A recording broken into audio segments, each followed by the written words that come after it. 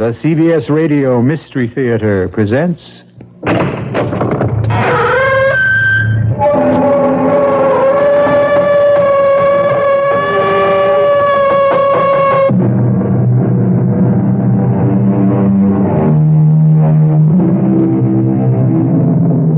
Come in. Welcome. I'm E.G. Marshall. Welcome to a world of terror. To those of you who have never experienced terror, it is but a word, quite meaningless, really, altogether without substance. But to those who have felt its icy touch, it has the same mind-shattering meaning it had for Jane Prentice when Iris Patterson told her... You'll just have to pretend you know nothing about all this. Act like a bride. Like a bride? No, I can't. It's up to you. You're really in no danger at this point. You won't be till you sign the insurance application. I won't sign it. You'll have to. So you don't arouse his suspicions. Oh, and one thing more. Yes? Whatever you do, don't cross him. Do as he says, precisely as he says. Always. Or we may not be able to save you.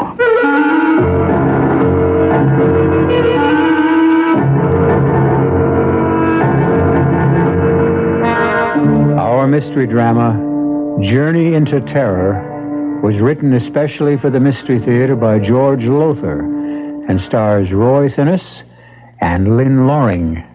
It is sponsored in part by Buick Motor Division and Anheuser-Busch Incorporated, Brewers of Budweiser. I'll be back shortly with Act One.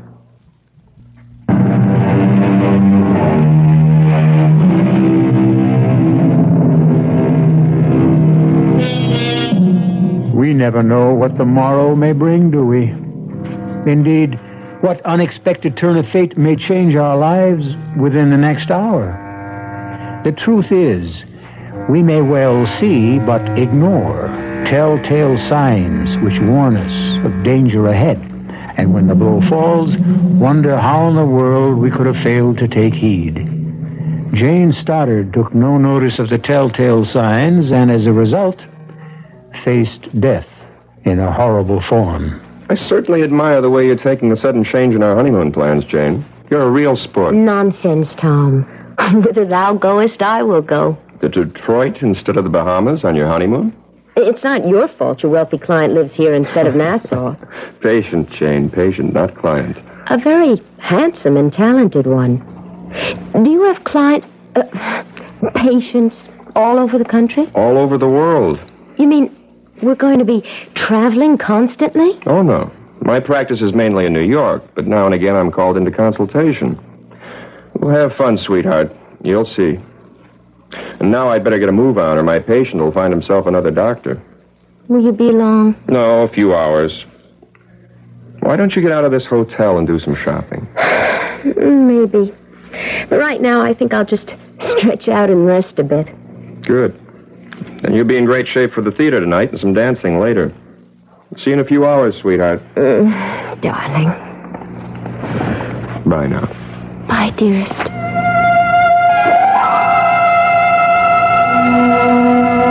Oh, dear. To think I could be sunning myself on Paradise Beach right this minute.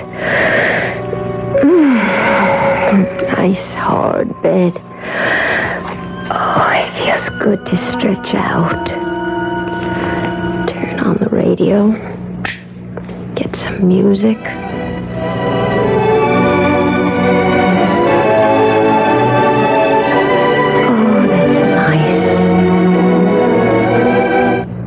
We interrupt for a special bulletin.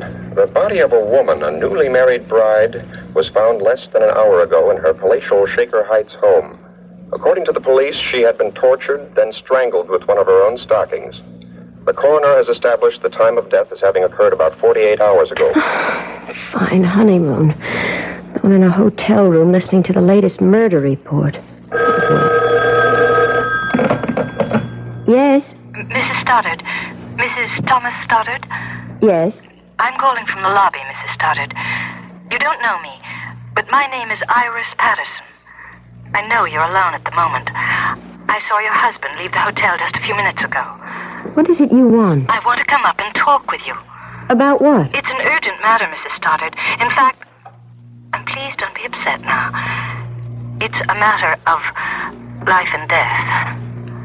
Life and death? Whose? Yours, I'm afraid.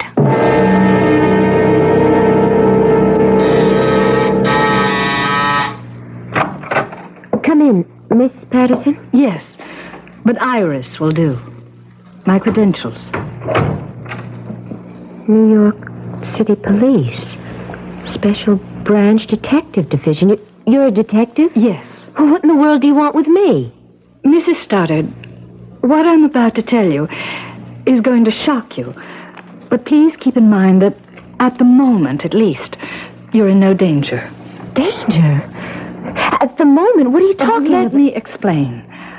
About an hour ago, the body of a young woman, a bride, was found in her home in Shaker Heights. I just heard the bulletin on the radio. Did you? What has that murder got to do with me? She was murdered by your husband. Here, please, let me.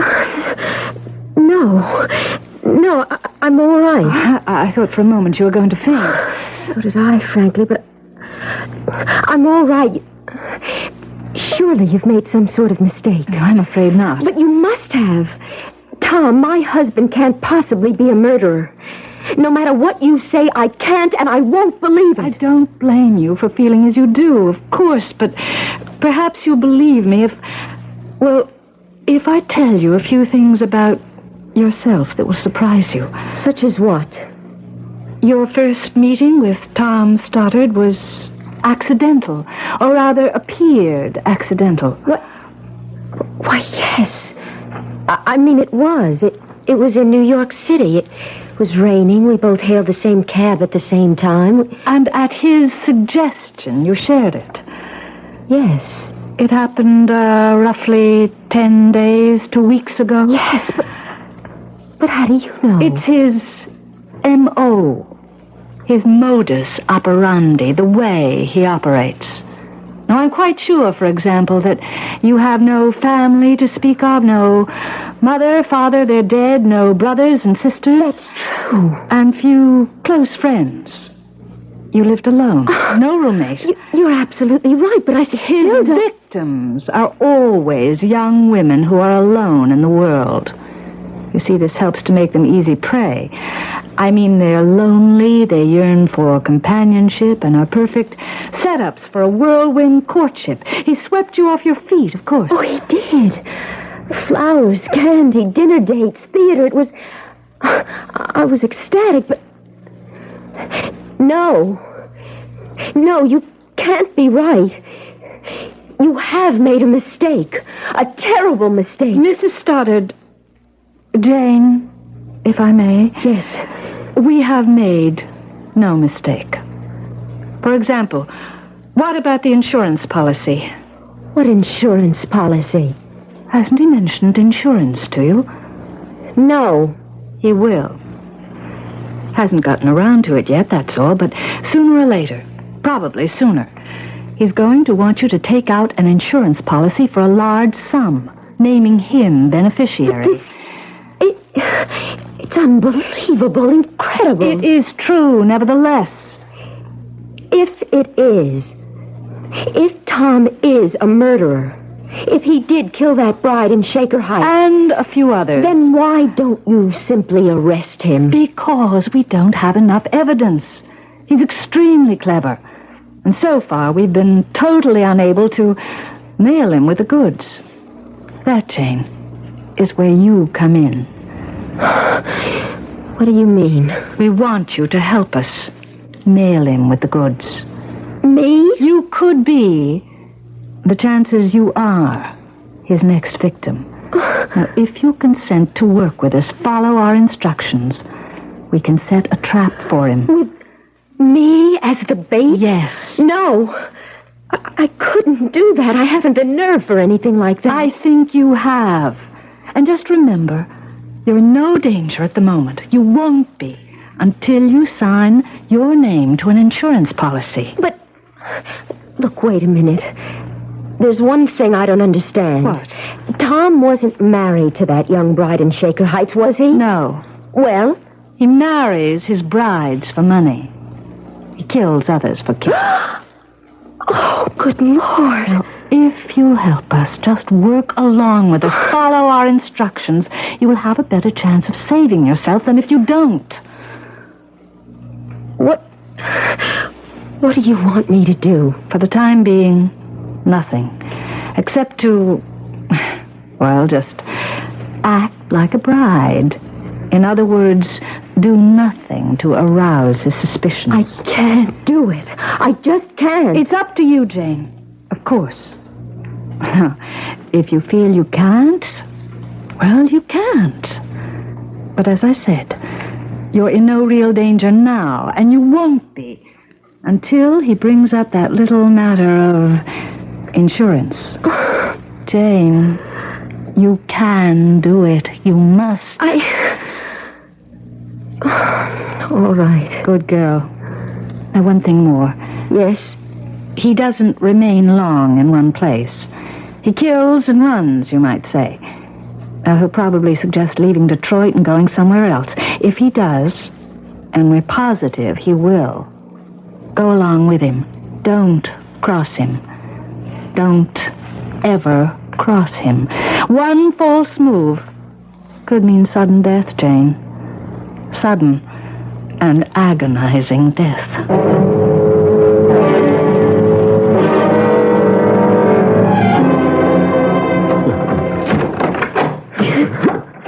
I thought the third act was a riot, didn't you, Jane? Yes.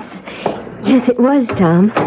I noticed you didn't laugh much, though. Of course I did. It seemed to me the only times you laughed were when you caught me watching you. To tell you the truth, honey, you've been kind of depressed all evening and trying awfully hard to act as if you weren't. Well, to be honest, Tom, I'm just not feeling well.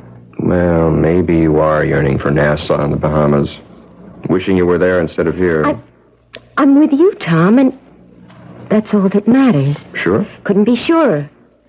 And anyhow, I like Detroit. I'm enjoying myself. I'm sorry to hear about that. Why? Well, we're leaving for Los Angeles in the morning. Oh? Well, what do you mean, oh? Just... Oh. Tom, why are we going to Los Angeles? Another patient? No, I had a call from Greg Benson, a colleague, a friend of mine. He's managing the National Conference for Psychiatrists in Los Angeles. The head speaker was taken ill, and he can't appear tomorrow evening, and Greg asked if I'd fill in. Oh, well, that's fine, just fine. You're not upset? I said it before, and I'll say it again. Whither thou goest, there go I. And what say we head for bed? Bed? Yeah, bed. You know, that thing you lie on, close your eyes, and go to sleep? I'm not really sleepy. If I go to bed now, I'll just toss and turn all night long. Okay, then. Suppose we sit and talk about our future together. What's to talk about? Redecorating our new apartment. You said you wanted to. How much money you'll need for the household expenses. Oh, and insurance.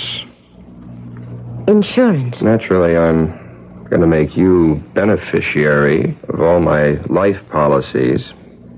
In fact, that's already in the works. Ed Kearns, my agent, is handling it. And he suggested, and I agree, that we ought to take a policy in your name, making me beneficiary. $100,000, say. Seems a lot of money. Well, I suppose it is. But let's say you're worth it. Honey, what is it? What? You went white as a ghost. Say, you are off your feed. Come on over here. Let me put my arms around you and hold you. Yeah, that's better, isn't it? Yes. Happy? Yes. You'd better be. Because you're in real trouble if you're not. Trouble? I'm sure. Happy or not, you're stuck with me. Till death do us part.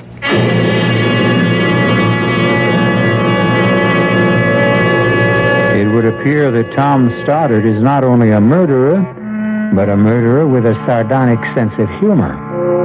The full import of those words from the marriage ceremony, the import of Tom's use of them, is by no means lost on Jane.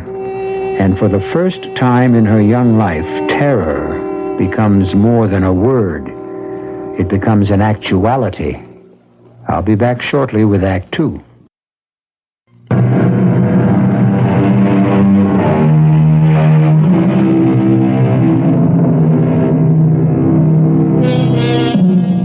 Young and pretty Jane Stoddard has taken the first steps on a journey of terror as she realizes she has married a murderer, a man who tortures and strangles brides for money and for thrills. Detective Iris Patterson of the New York Police Department has warned Jane that Tom Stoddard kills and runs.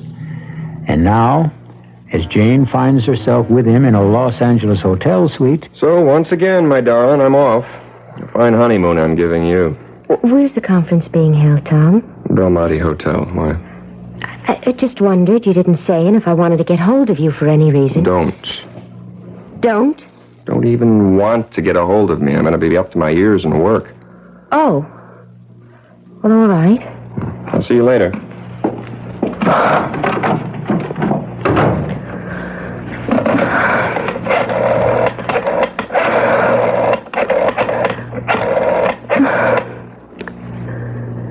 Belmonte Hotel.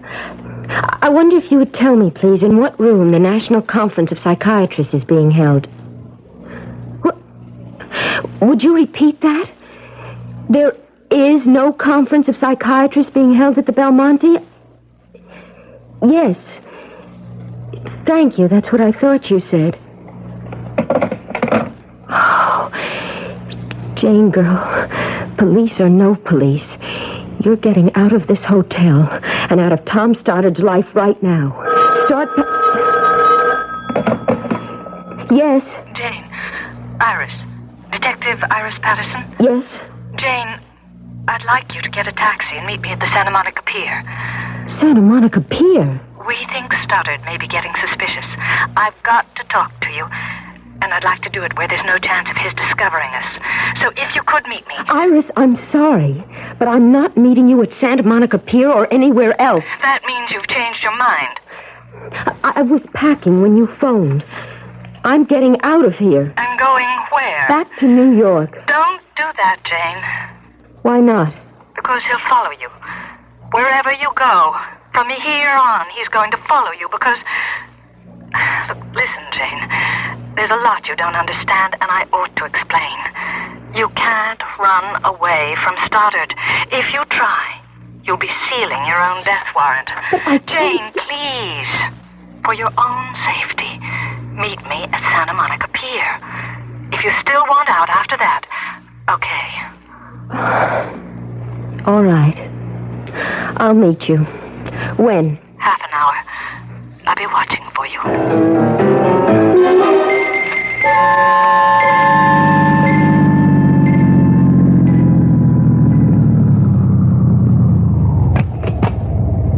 Keep the change, driver.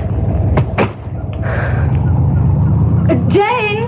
Jane, over here! Here, Jane! Hello, Iris. Well, we're safe enough here, I think. Would you like something to drink, to eat? Iris, I've been followed. Someone has been shadowing me since I left the hotel. Of course. That man in the car over there... What do you mean, of course? You're under strict guard. The man in that car is a Los Angeles detective. Oh, I'd forgotten I was being held under surveillance. Well, you feel safer. Much. You're half an hour late, though. What happened? Iris, I'm sorry, but... Well, you won't believe this. I couldn't find the pantyhose that go with this dress. I hunted high and low, and What's that, eh? Nothing. Nothing. Iris, there is something. The second I mentioned pantyhose, you got a funny look on your face. Okay. I wanted to keep it from you. No sense alarming you unnecessarily. Jane, there's been another murder. Here in L.A. A bride strangled with a pair of pantyhose after being tortured. No. Iris, that does it. I'm getting as far from Tom Stoddard as I can. Jane, another girl who married Tom Stoddard became afraid of him, left him, and tried to hide from him, and, well, it took him 2 years to find her and kill her. But he found her and he killed her. No! The simple truth is your safety lies in our arresting Stoddard with enough evidence to put him behind bars for life. Now tell me, Jane, has he mentioned that insurance policy yet? Yes. Last night in Detroit. He wants to take out a $100,000 policy on my life with him as beneficiary. You didn't sign anything, an application for the insurance? No. Well, then you have nothing to worry about. Until he asks you to sign, you're relatively safe. Relatively. Don't worry. Safe enough. Iris, what did you want to talk about? Well, the next step is getting started with the goods. By this time tomorrow, unless we miss our guess, you'll be in Miami, Florida. What? Where... Now, look, I'm going to lay this on the line, Jane, and I want you to understand clearly what you're in for. Where we want to catch Stoddard in the act. The act of murder. Of murdering you. To be precise, the act of attempting to murder you. He won't succeed, of course, because you'll be surrounded by police. Of course. I mean it. Now, the reason we feel sure he'll be heading for Miami, probably tomorrow, is because that's where the original murder took place. The original murder? Yes, here's the story. You see, nearly 5 years ago, Stoddard fell in love with a gorgeous... well, sexpot, madly in love. They met and they married in Detroit, came here to L.A. on their honeymoon, and then went on to a beach cottage a few miles north of Miami Beach. Why did he murder her? All right, I'm coming to that. Stoddard had to be away for 24 hours or so on business, and he left his bride in the cottage. But then he changed his plans, you see, unexpectedly, and came back to find her with another man. He killed the man first. And he spent hours torturing his bride before he killed her. I don't get this. If he killed this woman in Miami, and you know he did, how come he's still free? How come he's not in prison? He was, for more than 3 years. He got off with a reduced sentence on a plea of temporary insanity. I see. Only as we see it, and have every reason to believe, he's still insane. You really mean it when you say if I try to go somewhere he can't find me, he'd still find me? He'd still hound you until he does find you, yes. Then I have no choice, have I? I don't think so. All right, Iris. I'll go along. What else can I do?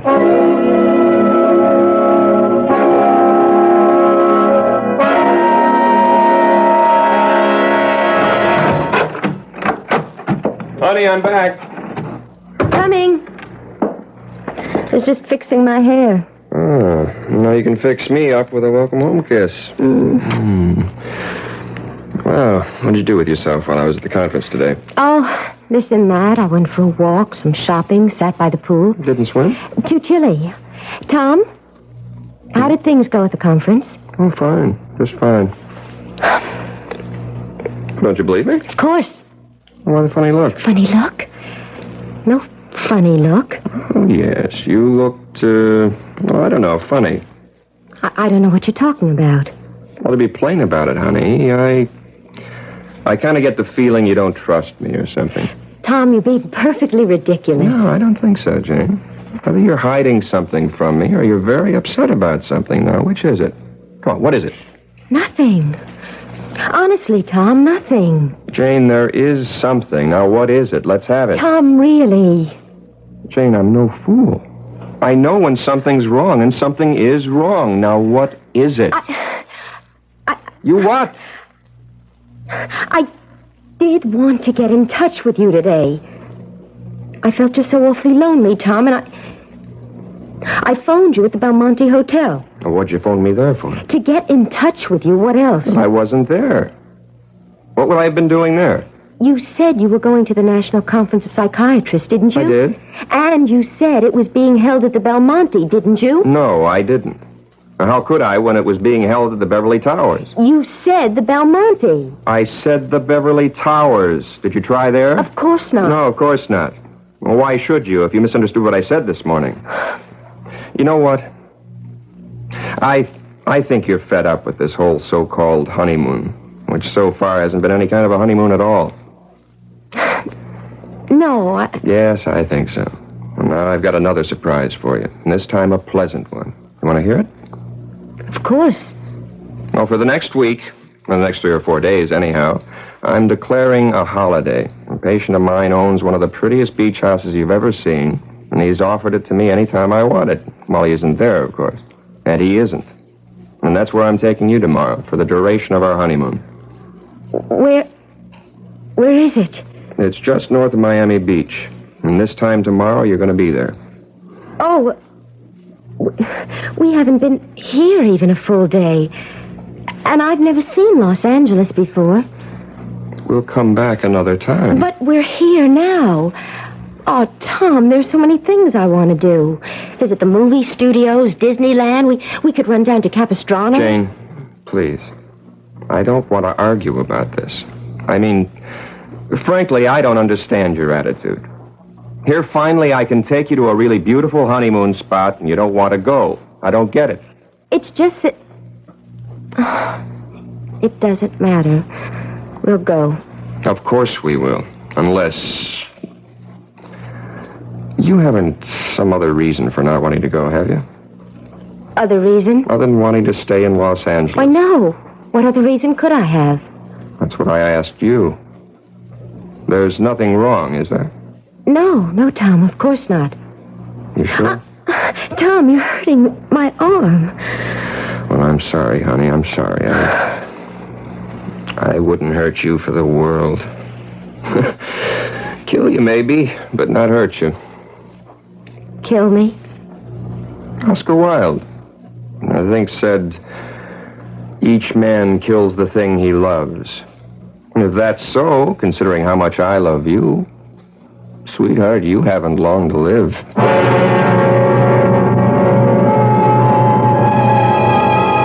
So Jane Stoddard moves along step by step on her journey into terror.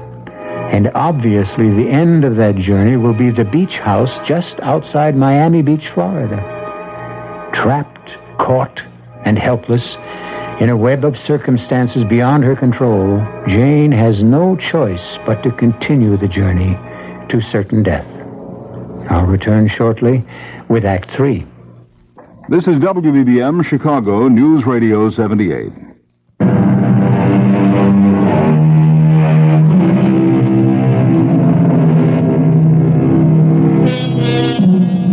How strange, how inexplicable are the workings of fate. How curious, too, that the fearful things that happen to others we never consider may happen to us. Could we, any of us, ever find ourselves married to a murderer as Jane finds herself married to Tom Stoddard? Seems hardly likely. Might we one day realize we are headed for sudden death and powerless to prevent the inevitable? Scarcely possible. Well, Jane once thought so too, if she thought about it at all.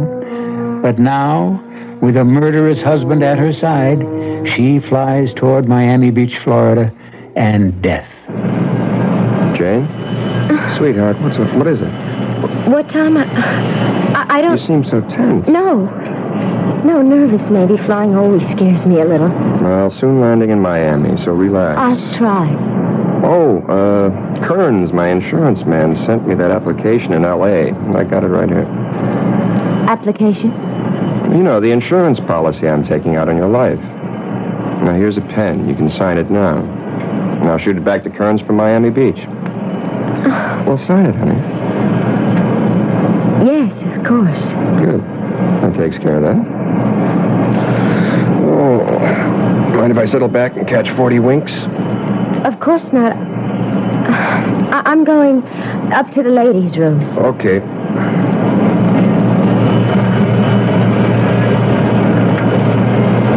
Iris. Jane. He mustn't see you talking to me. He's taking a nap. I saw you come on board. Iris, I just signed for that insurance policy. $100,000 and naming him as beneficiary. Did you have to? No choice. That's too bad. I hoped he'd hold off on that till I got things squared away with the Miami police. I signed my own death warrant, you're saying? No. It's not as bad as that. Now, the second we land, you'll be under close surveillance, and so will he. Follow instructions, and you won't have a thing to worry about. I wish I could be as sure of that as you seem to You be. can be. Just trust me. Now go back to your seat before he wakes up. The last thing we want is for him to see us together. Jane? I can hardly bear to sit next to him. Hang on to your nerve, Jane. We're close to the end now. I just hope it's not the end for me.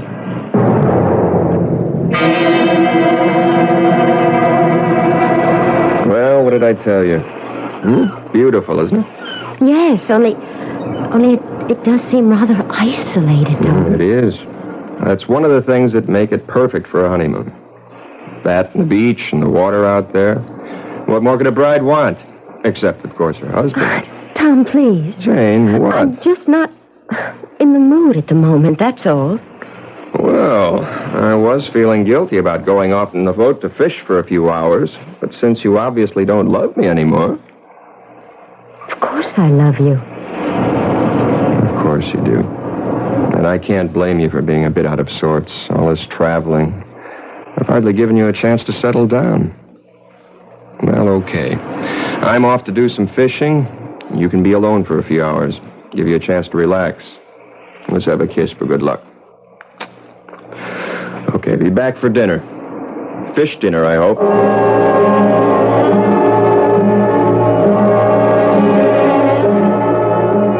Jane! Oh, Iris, thank heaven you're here. Tom's gone fishing. Yes, we know. We watched him leave in the boat half an hour ago. We? Myself and 2 detectives assigned to the case. Now, look, Jane, I've got something to tell you you're not going to like. Just try to keep calm, will you? Yes. All right, here it is. We're quite sure, Detectives Allen and Varney and I, that Stoddard will attempt to kill you tonight. Why tonight? It's the anniversary of the night he murdered his first wife and her lover in this cottage. No. Don't look so frightened, Jane. In a way, you ought to feel relieved. After tonight, it'll all be over. For me, maybe. Not a chance.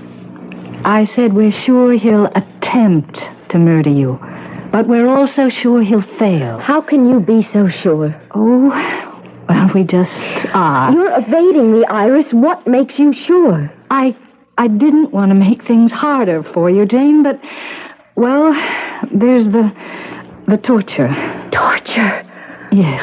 Are you telling me you're going to let him torture me before you move in? I'm not telling you anything of the sort. What I'm saying is that we've got to let him make the first move. We've got to have the evidence to convict him. And that brings me to the next step. Yes? Now, we're going to have to bug this cottage. Set up a tape recorder with concealed microphones in each room. Why? Because once he has you, that is, once he thinks he has you where he wants you... No, I can't go through with this. Jane, you can. Now, please trust me. As I say, once he thinks he's got you where he wants you, he'll do a lot of talking. He'll get pleasure out of telling you who he really is and how he tricked you into marrying him and what he intends to do before he murders you. Now, Detectives Allen and Barney and myself will be here in the house recording every word. And Jane, dear, I give you my solemn word. Once we have the evidence, we'll move in on him so fast he won't have a chance to lay a finger on you. I hope you're right. Now, one more thing before I go. Here's a sleeping powder. You always have cocktails before dinner. Now slip this powder into his cocktail tonight. Put Put him to sleep? What on earth for? So we can bug the place. He'll only sleep for an hour or so. It's a light dose. But he's out fishing. Can't you do what you have to do now? No, it's too risky. Everything has to be concealed carefully. And we can't chance him coming back unexpectedly.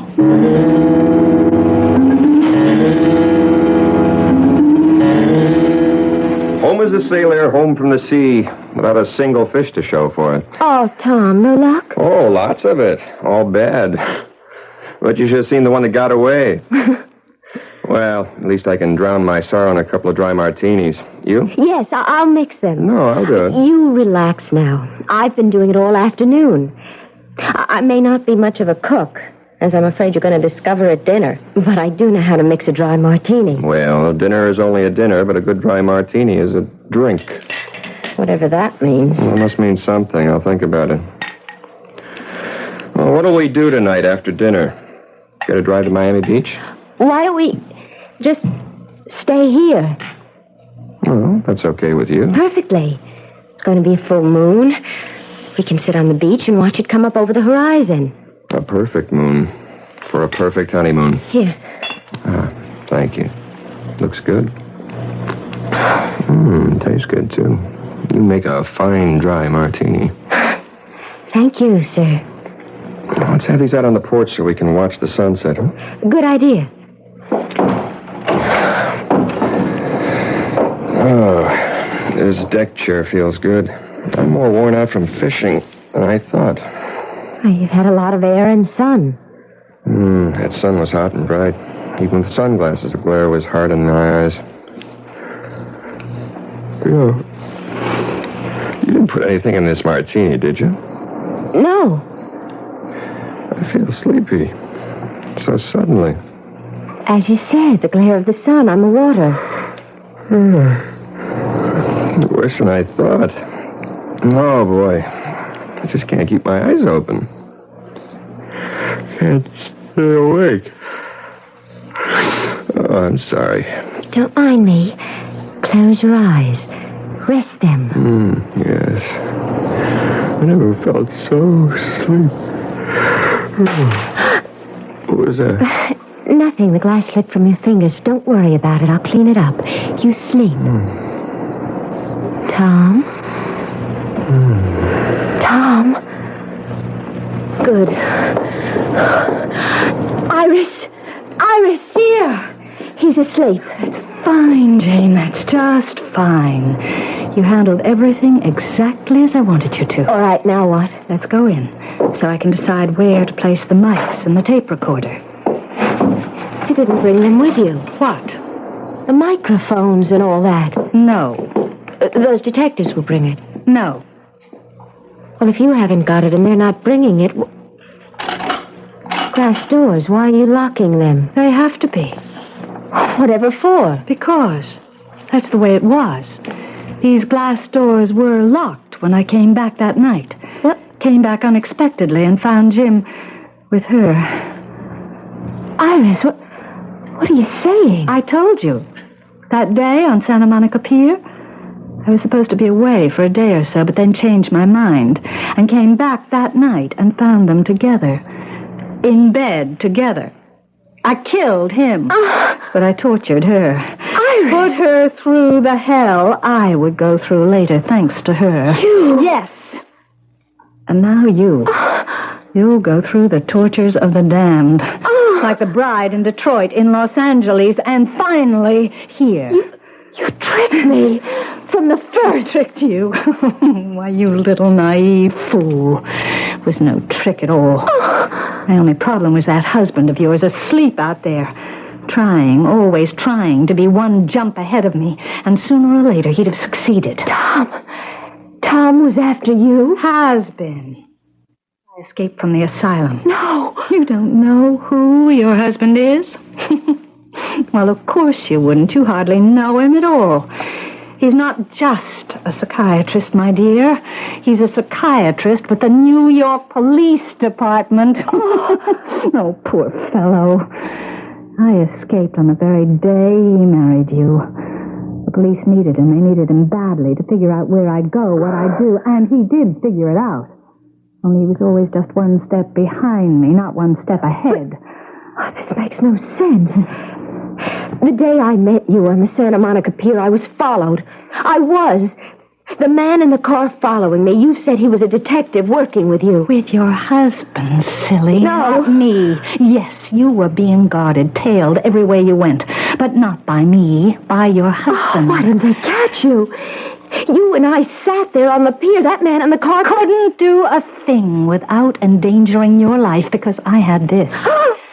And could have plunged it into you the minute he made a move. A knife. Long enough to reach your heart. Sharp enough to do to you what I did to her. No. Before I strangled her. Slowly strangled her. No. Oh, please. Stand still. Oh, don't back away. Yeah, that's all right. Move back. Just keep moving back into that corner where I can get at you with this knife. Where I can start working on you. A little cut here, a nick there, a stab in just the right place, making it last. The torture, making it last as long as... Don't move! Iris, don't move! Just don't move. Now drop the knife. Oh, Tom, I put a sleeping powder in your drink. A drink I threw away when I said I'd join you on the porch. Yes, Iris, I have been one step behind you. But this time, thank God, I've been one step ahead of you.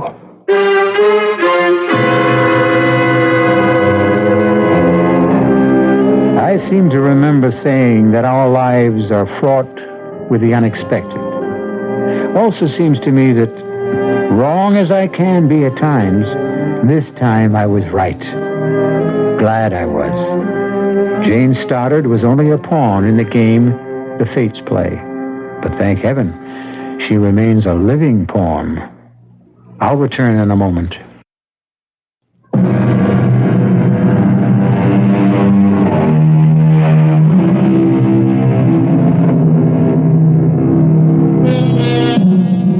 Iris is once again safe behind institutional walls. You'll be happy to know. As for Jane and Tom Stoddard, they're on a second honeymoon. Or maybe I ought to say the first.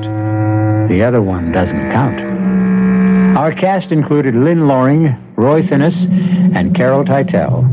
The entire production was under the direction of Hyman Brown. Now, a preview of our next tale.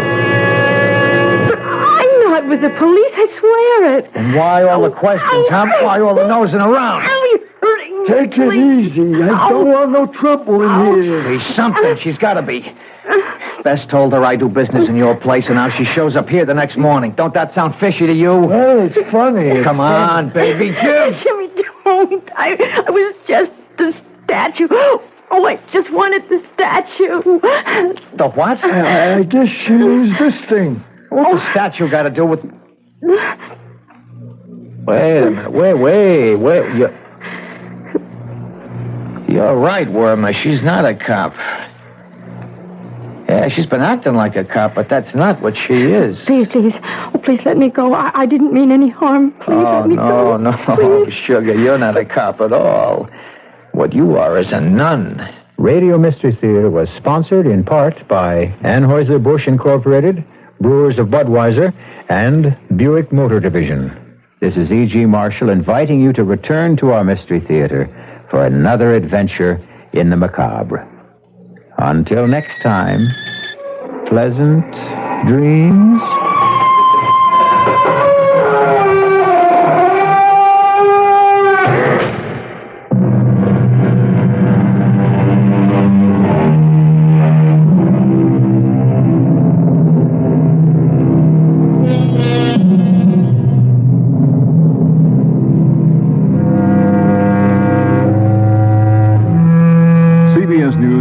On WBBM.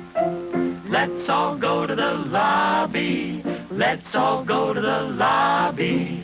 Let's all go to the lobby to get ourselves a treat.